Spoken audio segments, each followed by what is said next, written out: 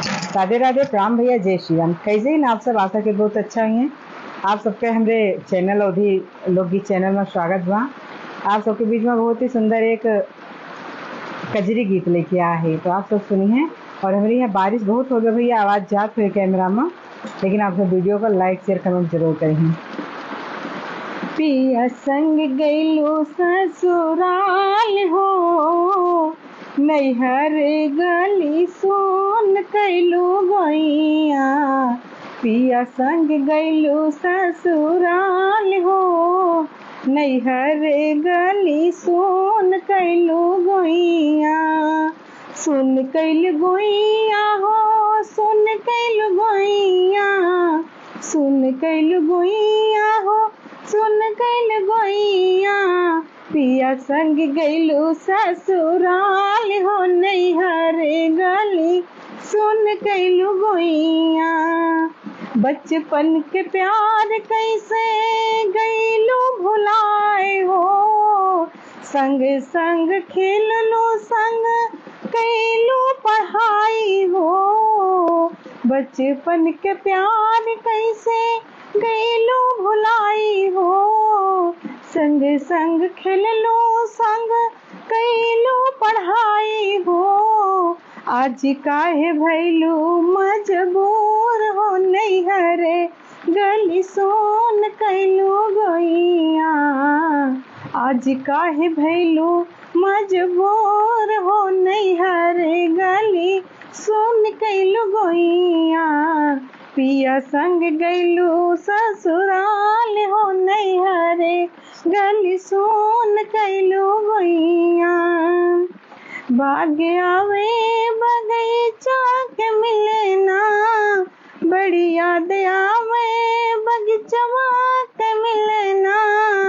कौन जगतिया से पनिया के भरे ना, कौन जगतिया से पनिया के भरे ना।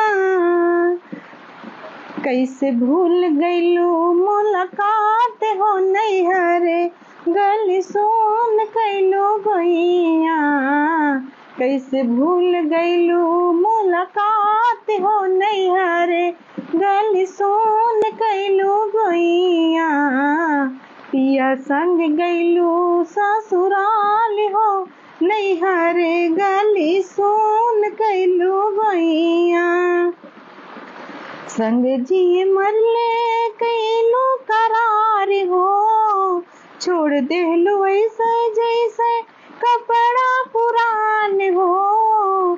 संग जी मरले कैलू करार हो, छोड़ देलू ऐसे जैसे कपड़ा पुरान हो।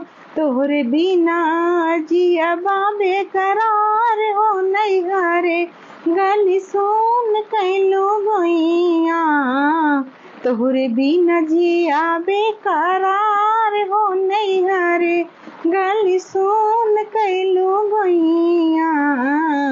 पिया संग गैलू ससुराल हो, नैहर गली सोन कैलू गैया।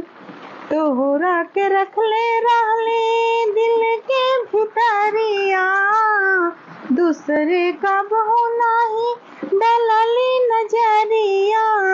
तोहरा का रखले रहले दिल के भितरिया, दूसरे पे नाही डलली कबहू नजरिया।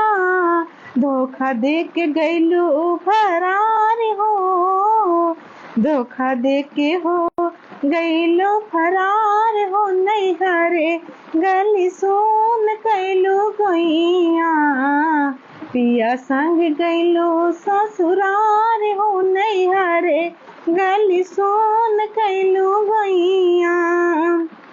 खुश रह जान तू अपने ससुरावा में, काट ले बे जिंदगी हम देख के सपनावा में। खुश रह जान तू अपने ससुरवा में, काट ले बे जिंदगी हम देख के सपनवा में। ताना मारे हमका संसार हो, नैहर गली सोन कैलू गुइया। ताना मारे हमका ससुरार हो नैहरे गली सुन कैल गुइया। पिया संग गैलू ससुराल हो नैहरे गली सुन कैलू गुइया।